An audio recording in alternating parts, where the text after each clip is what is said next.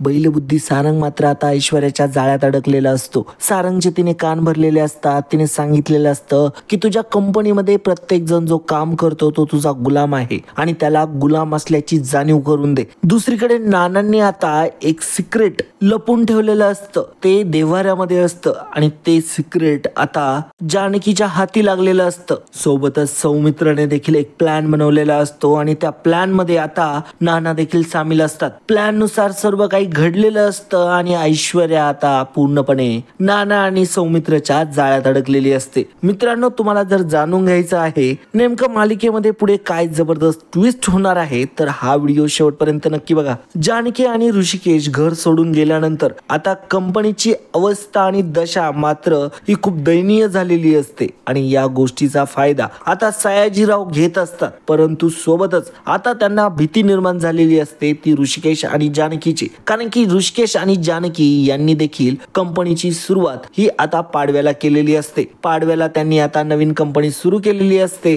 आणि या कंपनीला पहिल्याच दिवशी चांगला बिझनेस देखील मिळालेला असतो आणि ही बातमी आता ऐश्वर्याला आणि सयाजीरावला मिळालेली असते. त्याच्यामुळे ऐश्वर्या आणि सयाजीरावला चांगलाच घाम फुटलेला असतो. सयाजीराव आणि ऐश्वर्या आता वेगवेगळे प्लॅन बनवू लागतात. त्यांना वाटत असतं की आता या कंपनीचा खात्मा करणं आपल्या हातात आहे आणि असं आपण यांना चिरडून टाकू असं त्यांचा ॲटिट्यूड असतो. तेव्हा सयाजीराव म्हणत असतो की त्याला काय, त्यांनी आता कंपनी टाकली याचा अर्थ त्याची काय लगेच कंपनी सक्सेसफुल होणार आहे का? शक्यच नाही. मी आता मात्र त्याला चांगलाच धडा शिकवतो, तू काळजी करू नको बेटा, असं मात्र सयाजीरावने ऐश्वर्याला सांगितलेलं असतं. ऐश्वर्या आता म्हणत असते की मला नाही माहिती डॅडा काय होईल पुढे, परंतु त्याची कंपनी ही चालता कामा नये, ती बंद पडली पाहिजे, नाहीतर आपल्या बिझनेसला धोका निर्माण होईल. तशी ही सुमित्रा इंडस्ट्रीज आता डायरेक्टली डबघाईला आलेली आहे आणि रणदिवे आता बर्बादीच्या मार्गावरती आहे हे आपल्याला चांगलंच माहिती आहे. परंतु आपला प्लॅन सगळा फसून जाईल. सगळा बिझनेस आता ऋषिकेश आणि जानकीकडे जाईल आणि मग आपल्याला पुन्हा आता एक कॉम्पिटिटर तयार होईल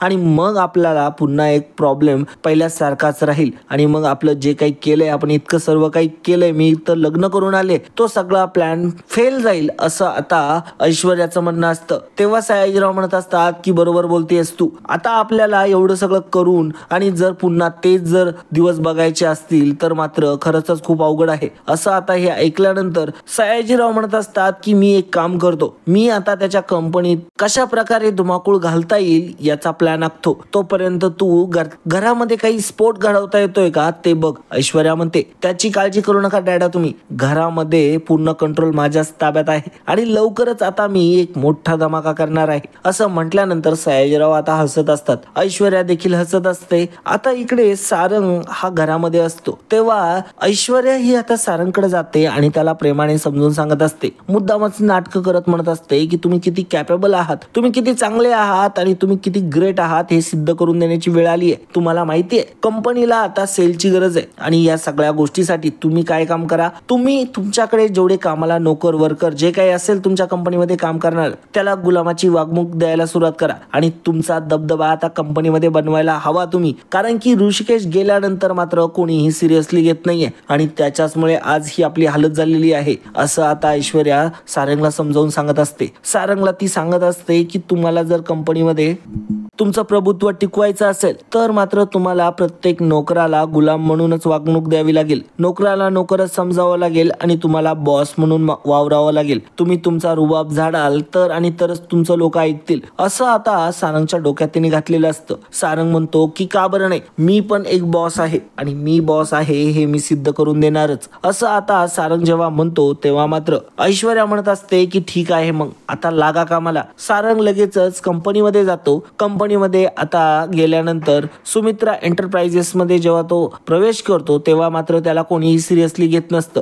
सर्वजण ऋषिकेशच करत असतात. परंतु ऋषिकेश सर नाहीये तरी देखील आता हे नवीन सर आलेत म्हणजे सारंग सर आलेत, त्यांचं काही इतकं सिरियसली घ्यायचं नाही असं सर्वांमध्येच कुजबूज सुरू असते आणि ही कुजबूज आता सारंगने ऐकलेली असते. सारंगला खूपच राग येतो. सारंग लगेचच सर्वांवरती रुबाब झाडायला सुरुवात करतो. त्याचं वागणं, त्याचं बिहेवियर बघून सर्व आता एम्प्लॉईजला त्याचा राग यायला सुरुवात झालेली असते. आणि आता मात्र इकडे ऋषिकेशने नवीन प्लॅन केलेला असतो. ऋषिकेश जानकीकडे पैसे आल्यामुळे त्यांनी आता लवकरच एक कंपनी आपण चालू करूया असा निर्णय घेतलेला असतो. तेव्हा जानकी म्हणते, का बरं आजच, का बरं नाही, आपण आताच पाडव्याला आपली कंपनी सुरू करूया आणि एक नवीन एम्पायर उभं करूया. असं जेव्हा जानकी म्हणते तेव्हा ऋषिकेश म्हणतो की काही हरकत नाही, तू जर म्हणतेस ना तर मी करायला तयार आहे. आणि मला खात्री आहे की तू जर माझ्या सोबत असशील, आपली एकमेकांना साथ असेल, तर आपण ही कंपनी लवकरच फेमस करून चांगला बिझनेस आपल्याकडे घेऊ शकतो. तेव्हा मात्र आता ऋषिकेश कामाला लागतो. लगेचच कंपनीसाठी लागणारे कागदपत्र तो सगळे तयार करतो आणि स्वतःची नवीन एक जागा भाड्याने तो घेणार असतो. परंतु त्या भाडे खूप जास्त असतं आणि त्या गोष्टीमुळे त्याला फार टेन्शन आलेलं असतं. बिझनेस तर सुरू करायचा असतो, परंतु लागणारी जागा, फॅक्टरी हे त्याच्याकडे काहीही नसतं. आता तो सुरू करणार असतो एका साध्या जागेवरून, त्याच्यामुळे त्याला स्टार्टिंगला लोकांना पैसे द्यायला सुद्धा स्वतःकडे पैसे नसतात. आता तो ही व्यथा जानकीला सांगतो. तेव्हा जानकी म्हणते की काळजी करू नका, देव जर आपल्या सोबत आहे तर आपल्याला घाबरायची काय गरज, सर्व काही ठीक होईल, तुम्ही निश्चिंत राहा, तुम्ही फक्त तुमच्या कामाला लागा, तुम्ही तयारीला तर लागा, सगळं काही ठीक होईल, सगळं काही सुरळीत होईल. तुम्ही एक काम करा, आता तुम्ही तुमचा बिझनेस वरती फोकस ठेवा, बाकी काही दुसरं काही लक्ष देऊ नका. असं जेव्हा आता जानकी ऋषिकेशला सांगते तेव्हा ऋषिकेशला खूप असा उत्साह आणि खूप जास्त असा हुरूप आलेला असतो. आणि मग तो त्याच गोष्टीवरती तेव्हा जानकी ही पूजा करायला बसलेली असते. तिने देवारा मांडलेला असतो, देवाऱ्यात देव सुद्धा आणलेले असतात आणि आता तिची तयारी सुरू झालेली असते, ती म्हणजे देवपूजेला. देवपूजा करत असताना ती सर्वात पहिल्यांदा आता क्लीन करणार असते तो देवारा. त्यासाठी ती स्वच्छ करायला घेते देवारा आणि देवाची स्वच्छ करत असते. तेव्हा मात्र तिला जाणवतं की एका साईडला काहीतरी लॉक आहे आणि मग ती लॉक बघते. लॉक बघितल्यानंतर तिच्या लक्षात येतं की अरे हे तर बंद आहे, हे नेमकं काय आहे असा प्रश्न तिला पडतो. त्यासाठी ती आता तो खोलण्याचा प्रयत्न करत असते. आणि आता त्यांना गरज देखील असते, पैशांची खूप गरज असते. ऋषिकेशला आता प्रॉपर्टीसाठी रेंटने जागा हवी असते आणि त्याला तिथे फॅक्टरी टाकायची असते, परंतु तेही भेटत नसते. जानकी इकडे मात्र देवाची पूजा करत असताना तिला जेव्हा ते ड्रॉवर सापडतं तेव्हा मात्र ती ड्रॉवर आता उघडण्याचा प्रयत्न करत असते आणि देवाच्या कृपेने ती जेव्हा एक रॅन्डम नंबर टाकून बघते तेव्हा तो लॉक खोलतो आणि त्याच्यामध्ये आता काही डॉक्युमेंट निघतात. आणि ते डॉक्युमेंट जेव्हा जानकी बघते तेव्हा मात्र जानकी पूर्णपणे हादरूनच गेलेली असते. त्या डॉक्युमेंट मध्ये ऋषिकेशच्या नावावरती केलेली नानांनी भरपूर मोठी जमीन असते आणि त्या डॉक्युमेंट मध्ये जेव्हा ह्या गोष्टी तिच्या समोर येतात तेव्हा मात्र आता तिला खूप जास्त आनंद होतो. ती लगेचच ऋषिकेशला घरी बोलवून घेते आणि घरी बोलवून घेतल्यानंतर ऋषिकेश जेव्हा घरी येतो तेव्हा मात्र त्याच्या समोर आता हा सगळा प्रकार उघड झालेला असतो. ऋषिकेश मात्र म्हणत असतो की नानांनी हे माझ्या नावावरती कधी केलं, मला याच्याबद्दल काही कल्पना नाहीये. तेव्हा मात्र जानकी त्याला म्हणत असते, तुम्ही काळजी करू नका, अहो देव जेव्हा आपल्यासाठी आपल्या सोबत आहे आणि आपल्याला एक नवीन संधी दिली आहे तर आपण आपलं एम्पायर उभं करण्यासाठी या गोष्टीचा आता फायदाच घेतला पाहिजे. कारण की या प्रॉपर्टी बद्दल ऐश्वर्याला देखील माहिती नाहीये आणि सयाजीरावांना देखील काहीही माहिती नाहीये. तेव्हा आता ऋषिकेश त्या गोष्टीवरती जानकीची ही गोष्ट ऐकतो आणि म्हणतो की ठीक आहे, आपल्याला देवाऱ्यासोबत देवाची कृपाच मिळाली असं समजूया आणि आता आपल्याला काम सुरू करावं लागेल आणि आपल्याला आता जागेचं तर टेन्शन गेलंय, परंतु आता आपल्याला नोकर कुठून मिळतील. तेव्हा मात्र इकडे सारंग हा त्याच्या एम्प्लॉई सोबत खूपच वाईट वागत असतो. त्याच्यामुळे त्याचे सारेच एम्प्लॉई खूपच त्याच्यावरती नाराज असतात आणि या गोष्टीचा आता ते खूप विरोध करत असतात. तरी देखील सारंग त्यांच्याशी नीट वागायचं काही नावच घेत नसतो आणि त्याच गोष्टीचा आता त्यांना त्रास व्हायला लागतो. त्यामुळे आता बरेचसे वर्कर हे विरोधात पेटतात आणि सारंग विरुद्ध ते आता बंड पुकारतात. तरी देखील सारंग हा त्याचा ऍटिट्यूड मागे घ्यायला तयार नसतो, कारण की त्याला ऐश्वर्याने तसंच सांगितलेलं असतं. ऐश्वर्याने सांगितलेलं असतं की तू तुझा जो डॉमिनन्स आहे कंपनीमध्ये, तू तुझं प्रभुत्व आहे जे कंपनीमध्ये, ते मात्र काही घालवू नको. ते जर तुला टिकवून ठेवायचं असेल तर तुला मात्र त्यांच्यावरती राज्यच करावं लागेल आणि त्यासाठी तू प्रयत्न केले पाहिजे सारंग, असं तिचं सतत म्हणणं असतं. आणि आता सारंग त्याच गोष्टीचा विचार करतो आणि सारंग आता फक्त आणि फक्त तसंच वागत असतो. जे काही आता त्याला ऐश्वर्याने शिकवलेलं असतं, ऐश्वर्याने जे बोललेलं असतं त्याच गोष्टीचा विचार आता सारंग करत असतो. सारंग म्हणत असतो की मी जर यांना खूप जास्त भाव दिला, यांचं खूप जास्त ऐकून घेतलं तर मात्र हे माझ्या डोक्यावरती बसतील असं त्याला वाटत असतं. आता एक एम्प्लॉई जो की मॅनेजर असतो कंपनीचा तो तिथे आलेला असतो. मॅनेजर म्हणत असतो की सर आता आपल्याला एक काम करावं लागणार आहे, दिवाळीला आता आपल्याला सर्वांना बोनस वाटावा लागणार आहे. आता बोनस जेव्हा वाटायची गोष्ट तो मॅनेजर करतो तेव्हा मात्र सारंग लगेचच याला नकार देतो. सारंग म्हणतो की शक्यच नाही, आपल्याला असं करून जमणार नाहीये, आपल्याला आता बोनस वाटायचा नाहीये, कंपनीची ऑलरेडी हालत जरा खराब आहे, तुम्ही बोनस वाटणार नाही अशी माहिती सर्वांना द्या. तेव्हा मात्र मॅनेजर म्हणतो की अशी जर माहिती पसरवली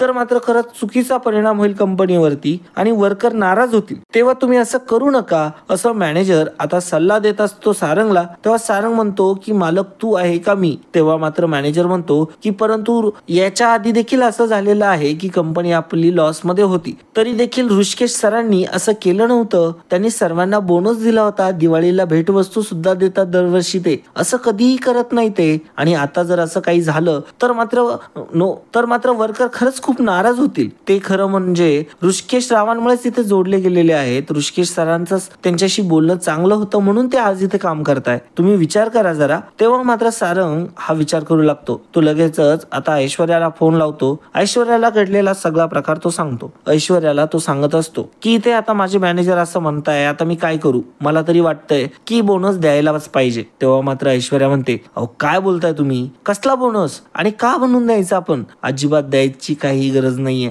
तुम्ही एक काम करा, बोनस देण्याऐवजी त्यांना सांगा तुम्हाला आता काम करावं लागणार आहे आणि तुमचे कष्ट हे गरजेचे आहे आणि आता तुम्हाला कोणताही बोनस मिळणार नाहीये. आणि तेव्हा मात्र मॅनेजर म्हणत असतो की सर बोनसचं तर ठीक आहे परंतु पगार काय करायचा, पगार तर द्यावाच लागेल ना, आता आपल्याला 1 महिना उलटून गेलाय, अजून एकही पगार आपण केलेला नाहीये. तेव्हा मात्र आधी लोकांनी समजून घेतलं परंतु आता कसे काय समजून घेतील ते, असं मॅनेजर आता सारंगला समजून सांगत असतो. परंतु सारंग काय ऐकायच्या मनस्थितीतच नसतो, त्याला ऐश्वर्याने पूर्णपणे हातातलं बाहुलं बनवून ठेवलेलं असतं.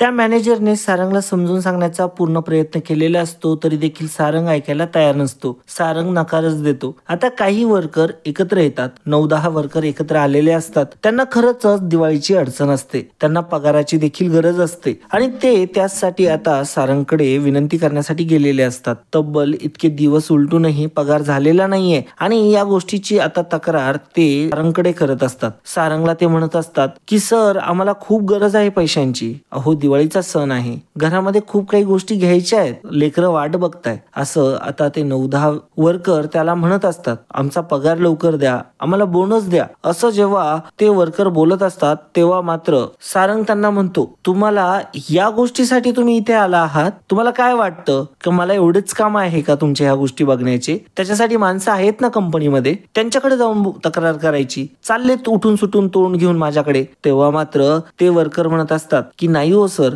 अहो आम्ही सर्वांना विनंती केली परंतु ते म्हणताय की अशी परमिशनच नाही आम्हाला, अहो आमच्या हक्काचे पैसे आहेत ते, आम्ही कुठं फुकटचे मागतोय, ठीक आहे बोनस नका देऊ तुम्ही परंतु आमचे पगार तर करा. त्यावरती सारंग म्हणत असतो ए काय समजतो रे तू स्वतःला, म्हणजे तुला काय समजायचंय, मी काय भिकारडा आहे का तुमचे पेमेंट नाही द्यायला, अटकलेत ना पेमेंट, सांगितलं भेटतील तुम्हाला नंतर, दिवाळी झाल्यानंतर भेटतील तुम्हाला, कंपनी ऑलरेडी लॉस मध्ये चालू आहे, तुमचे पेमेंट कुठून करायचे मी. तेव्हा मात्र ते वर्कर म्हणत असतात की अहो सर जर कंपनीला काही प्रॉब्लेम असेल तर आम्ही समजू शकतो परंतु थोडेफार का होईना करा आम्हाला पेमेंट, कारण की जेणेकरून आम्ही आमची दिवाळी निदान थोडीफार का होईना साजरी करू शकू. तेव्हा मात्र सारंग खूप रागावतो आणि म्हणतो मॅनेजर या लोकांचे नाव नोट करून घ्या आणि यांना आजच कामावरून काढून टाका. असं म्हणताच आता ते लोक सारंगच्या गायावाया करू लागतात, सारंगला म्हणू लागतात की सर आम्हाला कामावरून काढू नका, आमचे पोरबाळ काय खातील, अहो तुम्ही काहीतरी करा प्लीज, आम्हाला नका हे करू, भले तुम्ही आमचं पेमेंट देऊ नका. पार इथपर्यंत